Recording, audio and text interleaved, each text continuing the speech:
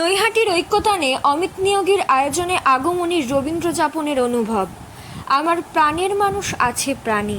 নতুন প্রজন্মের ছাত্রছাত্রীরা নিবেদন করল রবীন্দ্র প্রণাম। কবিতা আবৃত্তি, কবিতা পাঠ, সঙ্গীত পরিবেশনের মধ্যে দিয়ে নিশ্চিত একটি মনোগ্রাহী পরিবেশ তৈরি করা হয়েছিল। আগমনী দেবী রবীন্দ্রনাথের অতিথিতে মাল্য দিয়ে অনুষ্ঠানের সূচনা করে প্রকৃতিকে মাল্য দিয়ে অনুষ্ঠান সূচনা করেন আগমনী দেবী।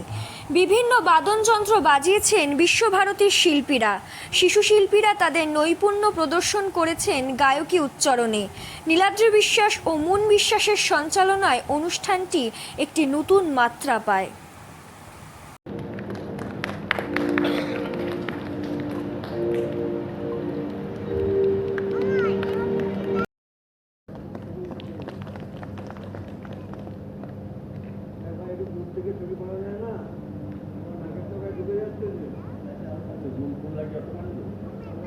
আরেকজন অনুষ্ঠানকে ঘুরিয়ে রাখবেন কিবোর্ডে। আজকের এই অনুষ্ঠানটি মূলত রবীন্দ্রসঙ্গীত প্রচার এবং প্রসারের জন্য। এরকম বড় অনুষ্ঠান আমরা প্রত্যেক বছরই করি। আজকে প্রায় দীর্ঘ 32 বছর ধরে এই ঘরোয়া সব মিলিয়ে চলছে, তারা বন্ধ রাখেনি। আজকে যাদের গান আপনারা শুনবেন প্রত্যেকেই আগমনী রবীন্দ্রসঙ্গীত শিক্ষায়তনের ছাত্র কিংবা ছাত্রী। একদম ছোট্ট একটুখানি, মানে কি বলবো, সারাদিন থেকে 4 বছর বয়স, সেও গান করবে। আবার 80 ছুঁই এরকম মানুষও আজকের এই মঞ্চে গান করবেন। তা চেষ্টা করেছি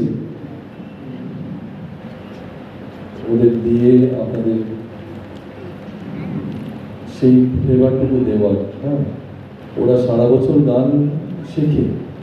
কেউ কেউ খুব ভালো গায়, মঞ্চ পায়, বিভিন্ন জায়গায় ডাক পায়, কিন্তু সবাই তো পায় না। তা আমার ইচ্ছা যে ওরা সবাই একটা জায়গায় বসে, একটা ছাদের নিচে বসে একক পারফর্ম করুক। মূলত আজকে এটা ওদের কাছে স্টেজ পারফরমেন্সের একটা অনুষ্ঠান। ওরা সবাই একা গাইবে, আপনারা শুনুন। ভুল ভ্রান্তি ছোট বড় থাকবেই। হ্যাঁ, আমি ওদের হয়ে বলছি আপনাদের কাছে, ওরা চেষ্টা করবে, ওদের ভুল নিজ গুণে মার্জনা করে নেবেন। ভুল তো সবারই হয়, চেষ্টা করবে, ছোট বড় সবাই করবে। একটু ওদের আশীর্বাদ করবেন, ভবিষ্যতে ওরা আরো ভালো জায়গায় যেতে পারে, এই উৎসাহটা আপনাদের থেকে যেন পায়। এই বলে আমি আমার বক্তব্য শেষ করলাম।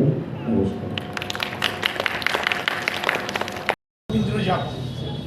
তো মূল উদ্যোক্তার মধ্যে রয়েছেন তো আসলে আমাদের রবীন্দ্রনাথ দীর্ঘদিন যে আলোচনা করছেন এবং এই সংস্কৃতির প্রসারে রয়েছে অমিত নিয়োগী।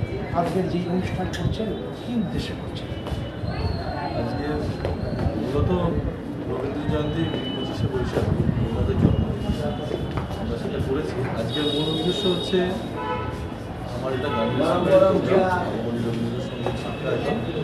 মূলত রবীন্দ্রসঙ্গীত প্রচার এবং প্রসারের জন্য এই অনুষ্ঠানটা করা, এবং সারা বছর এরা গান শেখে আমার কাছে।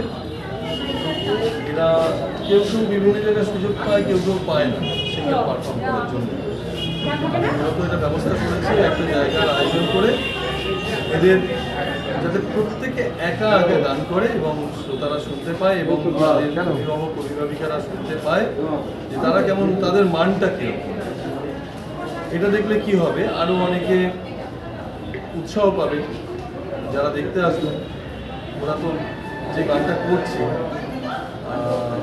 সেই গানটা তো বাড়িতে খেতে তৈরি করেছে এবং মঞ্চে পরিবেশন করার জন্যই তৈরি করেছে, এবং একটা অভ্যাস তৈরি হবে মঞ্চে পরিবেশন করার জন্য। তো সুতরাং তার যে উদ্দেশ্য, এই যে রবীন্দ্র যাপন, রবীন্দ্রনাথকে ছড়িয়ে দেওয়া, বিস্তৃত করা, সেই উদ্দেশ্যে কাজ করছেন অমিত নিয়োগী। আপনার দেখে